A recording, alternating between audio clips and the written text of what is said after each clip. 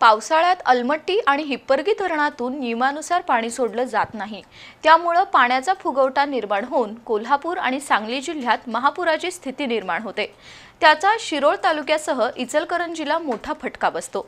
त्यामुळे हिप्परगी धरणाचे दरवाजे वेळेत उघडले नाहीत आणि पाणी पुढे सोडलं नाही तर पंचगंगा नदीत जलसमाधी घेऊ असा इशारा इचलकरंजीतील पूरग्रस्तांनी दिलाय। अलमट्टी धरणामुळे कोल्हापूर आणि सांगली जिल्ह्यात महापुराची स्थिती निर्माण होते। अलमट्टी आणि हिप्परगी धरणातून पावसाळ्यात नियमानुसार पाणी सोडलं जात नाही। त्यामुळे अलमट्टीचं बॅकवॉटर कोल्हापूरच्या महापुराला जबाबदार असतं। अशा परिस्थितीत इचलकरंजीतील पूरग्रस्तांनी आज नायब तहसीलदार संदीप चव्हाण यांची भेट घेतली। कोल्हापूर जिल्ह्यातील सर्व नद्यांवरील राजापूर बंधाऱ्यापर्यंतचे बर्गे काढले जातात, पण हिप्परगी धरणाचे दरवाजे बंद ठेवून पावसाळ्यातही पाणीसाठा केला जातो।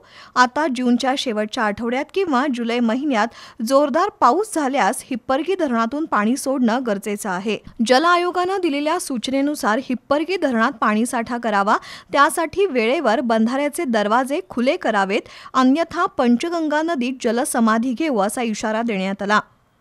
महापुराचे जे बेकायदेशीर हिप्परगी डॅम आहे त्याचे पाणीसाठा जो बेकायदेशीर आहे त्याच्याबाबतची कृष्णा खोरेल पाणी वाटप लढाव जे आहे त्यांनी आम्हाला हे करावं की हे कुठल्या कायद्याअंतर्गत त्यांनी ते दारं बंद करतात पावसाळ्यात सुद्धा आणि त्याचं पाणी अडवणूक त्या ठिकाणी करतात आणि त्याचा बॅकवॉटर इचलकरंजीपर्यंत येतोय। कोल्हापूर सांगली जिल्ह्यातल्या बाकीच्या सर्व खेडेगावात वगैरे शेतकऱ्यांना नागरिकांना त्रास होतोय। त्याच्या आम्हाला येत्या 7 दिवसात कुठल्या कायद्याअंतर्गत ती दारं बंद केली जातात आणि पावसाळ्यात ह्याची माहिती कृष्णा खोरे महामंडळाने आम्हाला द्यावी।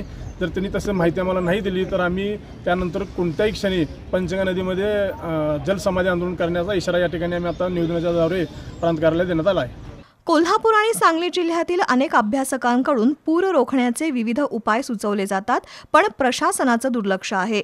त्याबद्दलही संताप व्यक्त करून पावसाळा सुरू होण्यापूर्वी धरणातील पाणीसाठा, पाण्याचा विसर्ग याबाबत स्पष्ट सूचना द्यावी अशी मागणी करण्यात आली। यावेळी भाजपचे शहराध्यक्ष अमृत भोसले, बाळासाहेब कलागते, प्रकाश पाटील, सागर कचरे, संजय जाधव, महावीर कोल्हापुरे, तानाजी कोकितकर, प्रमोद बचाटे यांच्यासह नागरिक उपस्थित होते।